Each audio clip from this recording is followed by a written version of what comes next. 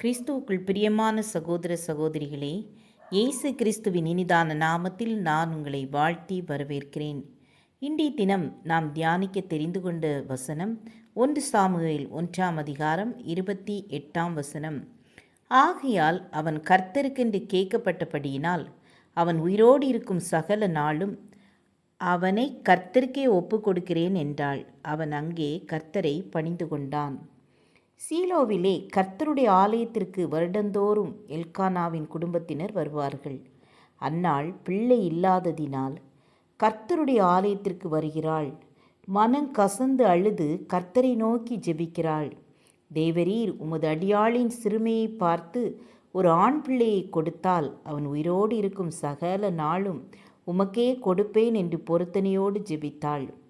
நடந்தது என்ன தெரியுமா? பின்பு அவள் துக்கமுகமாயிருக்கவில்லை. தேவனிடம் கேட்டாள். ஏற்ற காலம் வந்தது. தேவன் அந்நாளின் விசுவாசத்தின்படி ஒரு ஆண் குழந்தையை கொடுத்தார். கர்த்தரிடத்தில் கேட்டேன் என்று சொல்லி சாமுவேல் என்று பெயரிட்டாள். பொருத்தனை நிறைவேற்றினாள்.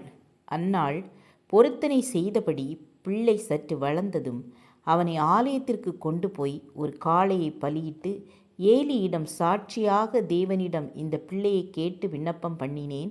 தேவன் அதன்படி கட்டளையிட்டார்.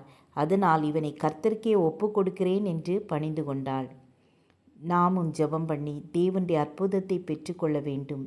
நம்முடைய நிந்தை அவமானம் கண்டு சோர்ந்து போகாமல் விசுவாசத்தோடும் பொருத்தனையோடும் தேவனிடம் கேட்க வேண்டும். ஆம், எனக்கு அன்பானவர்களே, நீங்கள் ஜெபம் பண்ணும்போது எவைகளை கேட்டுக்கொள்வீர்களோ அவற்றை பெற்றுக்கொள்வோம் என்று விசுவாசியுங்கள். அந்நாளைப் போல நிந்தையோடு இருக்கிறீர்களா? தேவனிடம் பொருத்தனையோடு இயேசு கிறிஸ்துவிடம் அப்பா என்கிற உரிமையோடு கேட்போம். யோவான் 15:7 நீங்கள் என்னிலும் என் வார்த்தைகள் உங்களிலும் நிலைத்திருந்தால் நீங்கள் கேட்டுக்கொள்வது எதுவோ அது உங்களுக்கு செய்யப்படும் என இயேசு கூறுகிறார். நிலைத்திருந்தால் என்பது அந்நாள் ஜெபித்த பின் துக்கமுகமாய் இருக்கவில்லை என்கிற விசுவாச வார்த்தையை குறிக்கிறது. நாமும் அந்நாளைப் போல கேட்போம், பெற்றுக்கொள்வோம். தேவன் நன்மை செய்வார். அவருக்கு நாம் செய்த பொருத்தனை மற்றும் நன்றி பலி ஸ்தோத்திர பலியை செலுத்துவோம்.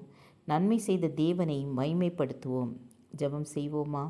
கிருபையும் இரக்கம் நிறைந்த கர்த்தாவே, நீங்கள் செய்த நன்மைகளை எண்ணி நன்றியோடு இருக்க உதவி செய்யுங்க. இயேசுவின் நாமத்தில் பிதாவே, ஆமேன் ஆமேன். God bless you.